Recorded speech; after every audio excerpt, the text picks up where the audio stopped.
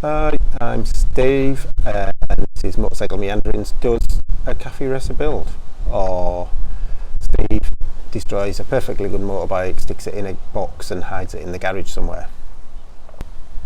This is a Honda CB, a great base for a Café racer bike, although it is really a Hornet, but a Honda CB 600F. Which I think the engine comes from the original CBR 600, the jelly mold ones. So it's a proven engine, good solid base, cylinder 600, and it's a Honda. It's a Honda build, it's quality build. The stuff wasn't all outsourced then, so it's a good base. It has 17-inch wheels for the race, so I can get decent tyres. It's got monoshock suspension, which I prefer to twin shock, I've decided. It's got carburetors, not fuel injection.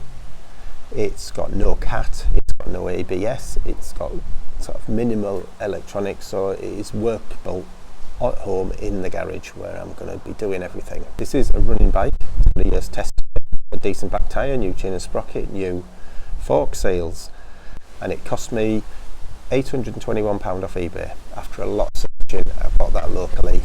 I also got a MIG race exhaust, which I've sold for 40 quid, so the bike stands me £781, which is a bit of a bargain. You're lucky if you can pick these up for about £1,000 now, or more. Going back to the CBR, this bike is a bit lardy. It's wet weight with 16 litres of fuel, it's 205 kilos. And it has 95 horsepower. Modern 2020 CBR 600RR weighs in at 195 kilos, so 10 kilos lighter, and has about 113 horsepower, so about 18 horsepower. So I need to get that power to weight ratio down and get that a bit better, which is in the spirit of the old calf racers anyway. So I'm going to be doing this bike on a budget, trying to source things cheaply, trying to save money and reuse things where I can, fix them, alter them. I have got masses of fancy tools. It's going to be what you normally have in the garage. I've scrounged a welder, and I might need to buy some other tools as I go along the way. We'll see. I've got to keep the costs down.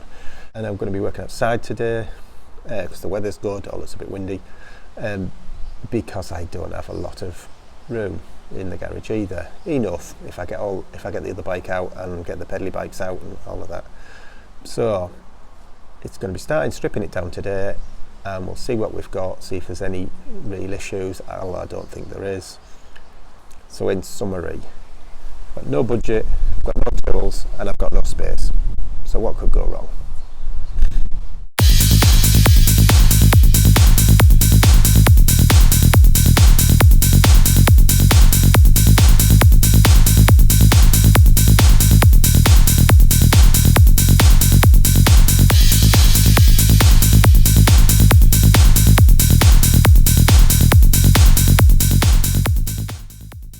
One thing I would say about stripping down is label everything, even stuff you think is obvious where it connects. You never know, you can't have too many labels. Stuff falls off, stuff gets broken.